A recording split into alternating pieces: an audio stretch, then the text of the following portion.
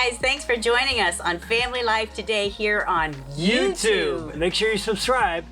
You don't want to miss any episodes, so hit the little bell and you'll get notifications and you won't miss anything. And if this encourages you, like it and share it with your friends. Yeah, share it with your friends. Yeah, welcome to Family Life today.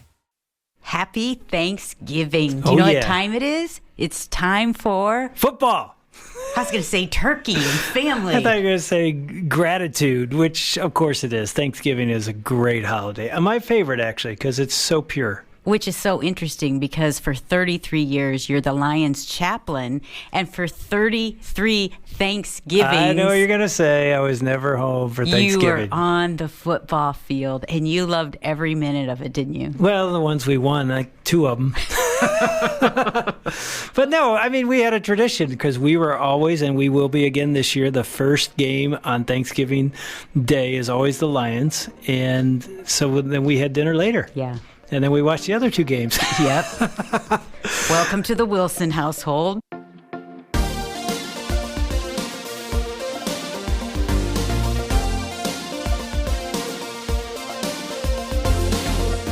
Welcome to Family Life Today, where we want to help you pursue the relationships that matter most. I'm Ann Wilson. And I'm Dave Wilson, and you can find us at FamilyLifeToday.com or on our Family Life app. This is Family Life Today.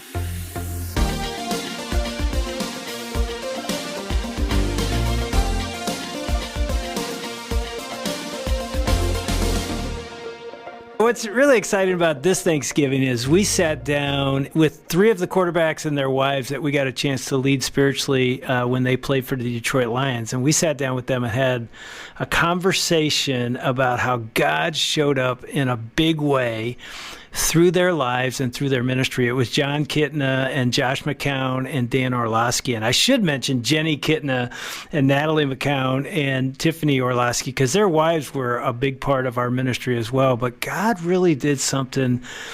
Well, you're going to hear it. It's just amazing what God did, how he showed up in those guys' lives. And it literally changed our locker room, changed our team, and I think changed the city of Detroit.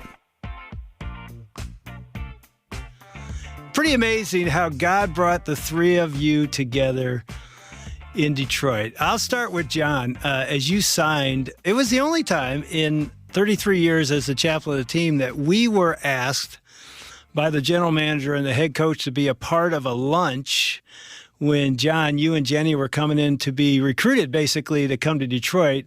How did we end up at that lunch, and what happened? Well, I think for us, it had been our second time going through the free agency thing. And so when we were coming up to Detroit, we asked them, if there was a chaplain program, who it was, would we be able to meet them when we were there? So then that was the lunch time. That's how that happened. And obviously they made sure your wife came with because that was like the sealer to the deal right there for my wife and for us. John, why was it so important for you to have Ann and me to be a part of that lunch? We never viewed ourselves as like NFL players. We just felt like we were Christians on mission, and God was using the NFL to move us. And so if there was a chaplain program, we wanted to know about it and kind of the fruit of the ministry that had been there before we got there. And so it was important for us because we just always have felt like we were on mission for the Lord in our career. So where did that mission mindset come from? Yeah, I mean, it happened, started happening when I got saved. But then when I got to Seattle, and my first 5 years spent in Seattle with Carl Payne, who was the chaplain there, and just his teaching on apologetics and why it's important to be able to defend our faith and to be able to give people answers for questions that are sincere. And so that's really kind of where it came from, just understanding that our life is not our own, and the Galatians 2:20 mindset. Well, I remember, John, first of all, when Dave came home and he said, hey, the Lions have asked us to have lunch with this possible quarterback and his wife coming in, I was in shock because I'm thinking, what? Why would they care about us? And then when we sat down with you and Jenny, and I happened to be sitting right beside Jenny in that lunch, Yeah, actually, nobody talked at all except you and Jenny. Probably. You guys sat over there the whole time. I love her. Like, I hope they come because she just had this mindset of, like, what would it look like to bring people to Christ, but also to grow spiritually together in Detroit. And that was really pretty new for us, that someone had a mindset of, like, what could this look like as a ministry together to reach people for Christ in the locker room and for the wives as well and their families. And then right after that, Josh, you end up signing. I don't know if I got the timetable right, if you were before or after John, but you guys both came in. And Josh, you had a similar mindset in terms of, I'm not just there to play football. Yeah. I remember. Now, I didn't get to go to lunch with you guys. They asked, and I was like, the chaplains write the checks? I mean, like why do I need to meet with him right now? No. I remember, locking up with Kit in the hallway there and just knowing, like, okay, like these guys are here to compete for a job. But, like, it was not even – it was just about, man, we're here to work for the team, but for the Lord. And so I think that was the biggest thing for me, was just going there. And I knew John, I knew his reputation, and just really kind of, for 4 years in Arizona, had kind of understood a little bit of how to do ministry, but not like in a locker room where you're able to lock arms with a brother and be intentional about it. So that was the best part of that year for me, was just that moment. I felt like God, knit our hearts in that moment to go be able to do that. And it was cool because there was a deep peace that surpassed anything that would transpire on the football field, but just more of what we felt like was to come. So I always look back at that time very thankful and appreciative of that moment. And so I got there right at the same time, and not shortly after that we met Dan and got to work. I'll never forget that either. I remember in the hallway between the indoor and the locker room, and seeing Josh. I didn't know that Josh had been signed, and it was just immediately like I knew about his faith from Arizona and watching him, and immediately in my mind I was like, oh, God's up to something here, because to put us in the same locker room, my eyes were just wide open. Yeah. Yeah, so there was a sense of destiny. I remember with you, John, I think I'm remembering this right. It might have been Josh, but it might have been both of you. But I remember one of you putting your arm sort of around my shoulder as we looked at the entire locker room, and you said, tell me about our ministry here. And I remember looking at you like, what do you mean our ministry here? And I thought, this is one of the first times I've ever had a player walk in here and realize I'm not just here to win football games, which you were, and you were committed to that. But you were like, as you said earlier, John, I'm sent here on mission. This is a ministry. And I remember I looked at you and said, what do you mean? You go, you know these guys better than I do. You've been here for years. Tell me the landscape.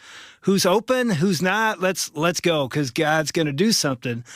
And I remember just thinking, oh, my goodness, I think we're going to be on a journey this year because we have some leaders. And so I was like, okay, what's God going to do? And then Dan Orlovsky was there. He was a rookie the year before, and now he's in his second year, and he's going to be in that quarterback room with you guys. So, Dan, talk about your thoughts as you meet your two new quarterbacks, because, they replaced the guys before you, and now you've got two new guys who, I don't know. What was that relationship like? Yeah, I knew of both guys. I didn't know them personally, but knew of both guys, and I had known Kit signed, and I was still young. So, all right, Jon Kitna, the veteran, comes in. Cool. Like, that's the veteran guy. I'm going to learn from him. I'm going to be the starter here at some point. And then I remember when Josh came into the building, and I was in the indoor facility, and you could tell who's, like, mature and wise and who's really immature and knuckleheaded through this story. I'm in the indoor facility in one of the back corner end zones, and I'm doing the foot ladder, working out and whatnot, and Josh walks in, and I'm like, what's up? And I'm thinking to myself, like, why is Josh McCown here? I'm thinking I'm the backup quarterback. And he's like, what's up, man? I'm like, what's going on? And I'm like, kind of like, I have no time for you right now. And we just chit chat for a little bit. Josh doesn't share with me that he's actually signed with the Lions. And so I get done with my workout, but my mind is racing and worry is overcoming me. And I'm like, why is Josh McCown in our building? And I sit down for lunch, and I get word from somebody, I don't know who I was sitting with, that Josh McCown signed. And I immediately thought to myself, I hate Josh McCown. I want nothing to do with him. I'm going to crush this dude. Like, why is he even here? The wildest thing was, like, Josh treated me like a best friend the whole time. Now, we were as competitive as three human beings could be, and I think that was, like, the initial draw for me when it came to Jon and Josh was I had never been around anyone like them. Someone who could be very similar to me with their mindset. Like they wanted to crush you when you competed against them, and they never held back, and they pushed you to the absolute limits.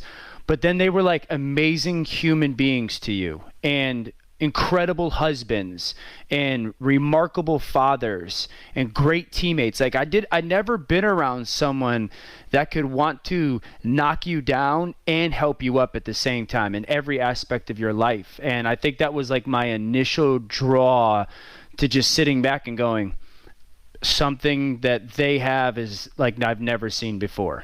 Yeah, so they come in and they're obviously followers of Christ. They've talked about that. They're on mission. Dan, where were you in your life at that time? I grew up in a traditional church home, but I was very much so the second-year NFL quarterback who thought he had it all, and he was the man. At least externally, I was there. You know, like I was a womanizer and flaunting money, whatever money I had, totally insecure, making sure that people knew I was a quarterback in the NFL. And just kind of, you know, whatever stereotype you had in your mind when it came to a young, immature, reckless adult with money, I was kind of that in my life. And Dan, I will agree. Like you probably, as you got to know them, you saw them as dads and as husbands. What stuck out to you in that realm? That was, like, for me, I had never experienced anything like that. I had never experienced someone who could be as driven as these guys were on the athletic field and as hard working in the football weight room and as incredible trash talkers as they were, but then like actually like kiss their wife in front of their boys, hug their wife. And when I say boys, like their teammates, their buddies, not their kids, but like hug their wife, speak positively about their wife, you know, like talk about looking forward to going home and being home and spending time with those people. And then talk proudly about being a father and how important it was to them, and that, you know, the way they allocated their effort and their energy and their time, it was like, you know, family time and family time and family time, and all the positivity that came from their mouths about being a dad and a husband. I was like, what? You guys like doing that stuff? Like, you like being a dad? You love being a husband? You like giving a wife a foot rub? You don't yell at your wife for, you know, not breathing the right way? And, you know, I had just never been around someone like that. And so that's why I was just like, I didn't know that guys were supposed to enjoy being married and supposed to actually love being around their wife and their children. And it's all these guys talked about. Like, it was all they talked about. And then their actions followed it. And I would say, like, you know, like what Kit said, as far as like when he and I met in the hall and that feeling that we got, it was the exact opposite when I met Dan. So that's what I knew God was up to something, because I was like, there's something deeply disturbed in my spirit for this guy. And he was all those things that he said. But no, you could just tell, like, it was, I'm with Kit, like we were in a place where there was fertile soil, man. It was going to be, you know, something cool was going to happen. Yeah, and so, you know, we're sitting here talking about it, you know, decades ago. Sort of a revival started to take place in that locker room, including, we'll hear Dan's story, but from Jon and Josh, what do you remember? What started to happen? Why did it happen? What do you, when you think back, and I know you've been on other teams and you played many, and God's working in all kinds of different places, but in that one year, there's something pretty special that happened. What do you remember? Well, I think first of all, it was just, you know, getting to meet you and having the Bible study and then just, you know, asking guys to go. And obviously Dan's in the quarterback room, so we're going to definitely ask him. And I think what Dan, you know, was saying is, okay, is this how you last in the league this long? Right. And so it's like, okay, I'll go and do this, you know, because this might prolong my career more than anything. Correct. But, and I think, you know, and Josh and I, we weren't necessarily having conversations like, okay, hey man, you got those five, it was just like, let's just be us. And right. The talking trash, and, you know, you show up at Lifetime Fitness and Josh is dunking on people, and, you know, you come back in the locker room and you know, you're playing spades and you're playing dominoes, but you're doing it without cussing, and you're doing it without having to go outside of the Word of God to compete. And I think, and that was from the guys in the locker room, some of the stories and some of the testimonies of listening to guys in the locker room, that was the thing that stood out from them. It was like they'd never seen that. And I remember having conversations with some guys that were, believers on a team, and we're talking the same kind of thing that I was asking you, Dave. Like, tell me about guys in this locker room. And there was guys in the locker room. They're like, look, man, stay away from that dude. That's like, it's the closest thing to the devil as you'll ever find. And God reached those guys. It was amazing. I guess to just put it in a capsule, like the Monday night couple studies that we had at the house, and seeing 40 people in one house on a Monday night, that's just not NFL. It's not how it's done. And so it wasn't really anything that was like I was doing or Josh was doing or you were doing. It was like God was like, here you go. Here's a ministry for you. Yeah, and I think, too, like in the facility, Dave, I'll give you a lot of credit. You created a space at Bible study that was a conversation more than it was just a study, and I think it was relatable, so it just was a continuance of what was happening in the locker room, to where guys were then coming in and getting some good theology, and then even with Ann on Monday night with the couples. So I think you guys are a huge part of. I don't think one happens without the other, because there needed to be another space to go to that God's voice was represented, and you guys did a great job of that. So I think that was critical in the Bible studies, when we would get a guy to come, that he wouldn't get uncomfortable because of your leadership. You guys have mentioned the Bible studies, right? So we did the Thursday afternoons and then the couples. The number one reason why those became such a big deal and impactful, and I'm probably speaking for others here, but I'm taking a stab at this, is I had never encountered another man in my life who loved me, like truly I felt loved by, like I had with Wilson and McCown and Kit, that I didn't look at and go, he's just soft, right? I mean, we're all these athletes, so we have a little bit. That was the first time that I'd ever been like, wow, that man literally loves me, but he's not soft. And there was something so appealing about that to so many of us in the locker room. That's one of the reasons why those Bible studies became the draws that they did, and the Monday nighters that became the whole football team, essentially. Yeah, our Monday night couple study in the past, for decades had been, 10, 8, maybe 12 people. And that thing grew to, like you said, almost 40. I remember one night sitting you guys remember, it was in John's basement, but I remember sitting there and some wife was sitting there. And I'm like, hey, we don't start for like 10 minutes. She's like, oh, we drive 2 cars. I'm like, what? Well, I got to get a seat. Yep. I'm like, so my husband comes later, and then I'll never forget, this happened several times. I'd be sitting there, and I'd look over, and there'd be a player there that'd be the last guy in the locker room I'd expect at Bible study. And I'd be looking over like, what is he doing here? And so I ask him. And I don't know if you guys knew this, but I'd say to whoever, I'd say, hey, dude, what are you doing here? And almost every time they point at John or Josh and just go, I'm here because of them. They were, what you guys just said, they were watching your lives, and I don't think they had ever really seen what Dan just explained. Well, it's funny what you just said. They were watching our lives, right? Yep. Like, literally, guys would tell us that. We were working out in the off-season, doing an off-season workout, and it was one of those, like, Jason would have the hardest workouts I've ever been through. And, like, I never felt like I couldn't do it, but there was times, and I had a guy, one of the younger believers on the team, afterwards in the locker room was like, Kit, man, I just want to come and tell you, I just really feel like I need to challenge you because I heard you cuss today. And I'm like, yeah, I don't think you heard me cuss today, man. No, we were working out, we were doing that, and I heard you cuss, and I just really feel like, man, you probably should talk to the guys about that. And there was another guy in the locker room that said, nah, he didn't cuss because I've been waiting for 2 months for him to cuss. And so I follow him around, waiting for him to cuss, and he ain't cussed. It's funny because you run into these guys. You run into Gerald Alexander, Ernie Sims, and Dom Muehlbach, and Paris Lennon. Like, God somehow has kept that happening for me.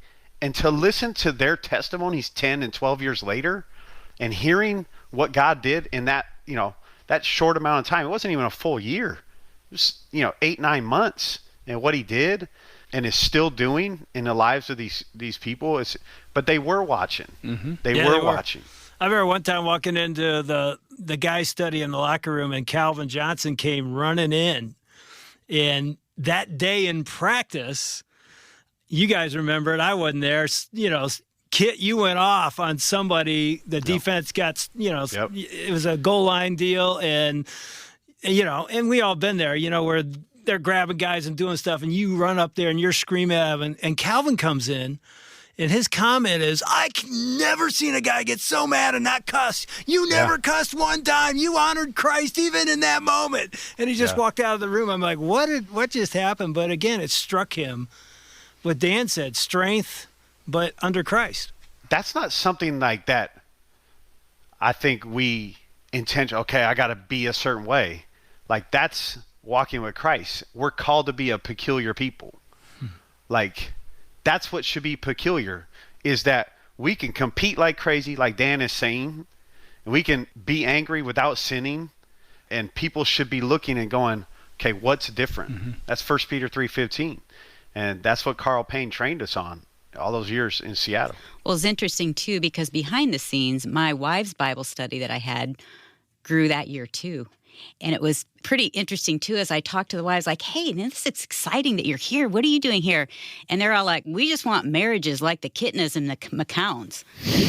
The bad thing was that everyone hated their own husbands because Jenny would be like, oh, yeah, Jon came and he rearranged the furniture on his day off. And then he bought me all these new clothes. And all these wives are like, what are you talking about? But I think what they saw was the way a man, a Christ follower, loves his wife and makes his wife and his kids a priority, and they were blown away by it. And I think that's why all the wives wanted to come to these Bible studies, and they're getting their husbands like, you need to be more like Josh and Jon. It was like the guys were feeling pressure as they watched, and their wives were kind of watching as well. The interesting thing is when I talk about that year, I say the locker room tilted toward the quarterback lockers. I don't know if you guys could see that. I'd walk in there and it's like the whole locker room was where you guys were. They were drawn over there. They had Kit with his big Bible, blam, right there on his locker, in your face. And they had Josh as this lover and jokester. I mean, I couldn't even start a Bible study without McCown ripping my shorts, just making fun of me. I couldn't even get my opening line out. He'd be like, hey, your shirt's too tight. When you try to show us your bicep, I mean, it's like, what? What just happened here? But the whole locker room was just like pulled over there. And then, by the end of that season, I think we baptized 20 or 25 players' wives and kids, which was a beautiful thing.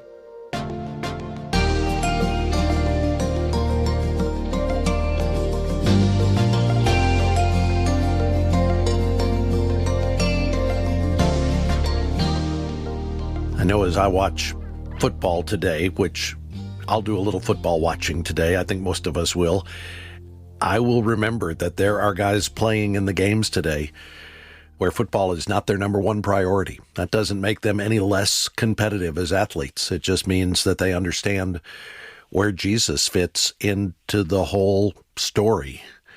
And we've heard that today as we've heard Dave and Ann Wilson talking with 3 former Detroit Lions, Dan Orlovsky, Josh McCown, and Jon Kitna, all 3 of whom were involved in a spiritual renewal that took place in the Detroit Lions locker room over the course of a season. You may know somebody who is a Lions fan or a football fan who would enjoy listening to this conversation with Dave and Ann and with these 3 former NFL players. Forward it on to a friend and share this story with them. It really is a remarkable story and a great story to think about here on Thanksgiving Day. And I just want to make sure you know, as a listener, one of the things we are most thankful for here is you, for your notes that we receive, your feedback, your encouragement, your support for this program. Thanks for tuning into Family Life today and making us a part of your lives. We are grateful and hope you have a wonderful Thanksgiving holiday. And we hope you can join us again tomorrow when we're going to hear part 2 of what happened in Detroit years ago in the middle of a spiritual awakening among the Detroit Lions football team. We'll hear part 2 of Dave and Ann Wilson's conversation with Dan Orlovsky, Jon Kitna, and Josh McCown tomorrow. Hope you can join us for that. On behalf of Dave and Ann Wilson, I'm Bob Lepine. Have a great Thanksgiving, and we'll see you tomorrow for another edition of Family Life Today.